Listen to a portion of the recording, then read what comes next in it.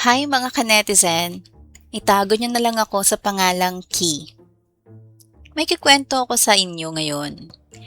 Dito sa subdivision namin, may isang kapitbahay kaming napakakapal ng muka. Alam niyo yung feeling niya, may sidewalk na nga para sa mga pedestrian. Pero doon niya talaga isinasampa at pinapark yung kotse niya. Main road pa naman to ng subdivision, kaya talagang busy at maraming sasakyang dumadaan. Dati, deadma lang ako eh. Pero nagbago ang lahat nung nagkaroon ako ng mga aso. Mahal ko pa sa buhay ko tong mga alaga ko eh.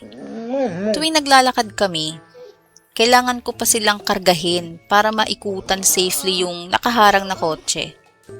Ang nakakainis pa rito, may garahe naman si Gago. Nakikita ko minsan, pinapasok niya naman dun yung kotse niya. Yung ibang kapitbahay, nagpa-park din naman sa kalsada pero nasa gilid lang, hindi nakaharang sa daanan ng tao.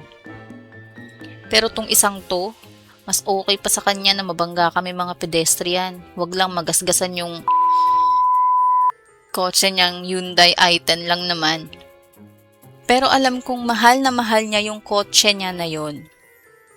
Makinis ang paint job, walang kaali-alikabok, at madalas ko siyang nakikitang nagpupunas at naglilinis sa labas.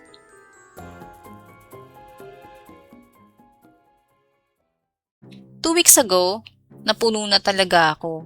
Kasi kailangan ko na namang buhatin ng mga aso ko para maikutan lang. Nilabas kong susi ng bahay namin. Inipit ko sa palad ko, bali mga 1 centimeter lang ang nakalabas para hindi halata sa mga dumadaan o sa CCTV. At nung pagtapat ko sa kotse niya, pasimple pero sobrang diin kong sinusi ang buong gilid ng makinis niyang sasakyan. Kinabukasan, nandun pa rin. Sinusi ko ulit at ulit nung sumunod na araw.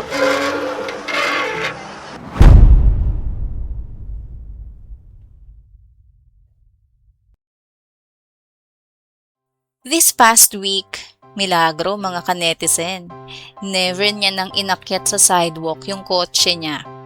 It's either nasa loob na ng garahe o kung nasa labas man, doon na lang sa kalsada mismo nakapark. Sa wakas, malaya na kaming nakapaglalakad ng mga aso ko sa sidewalk. Kanina, first time kong tiningnan yung ginawa kong masterpiece. Kasi nung mga nakarang araw, hindi ko talaga nililingon para hindi ako paghinalaan. At grabe, ang lalim pala talaga ng pagkakaguhit ng susi ko. Hahaha, alam kong medyo masama yung ginawa ko. Pero, y'all can judge me. For me, absolutely no regrets.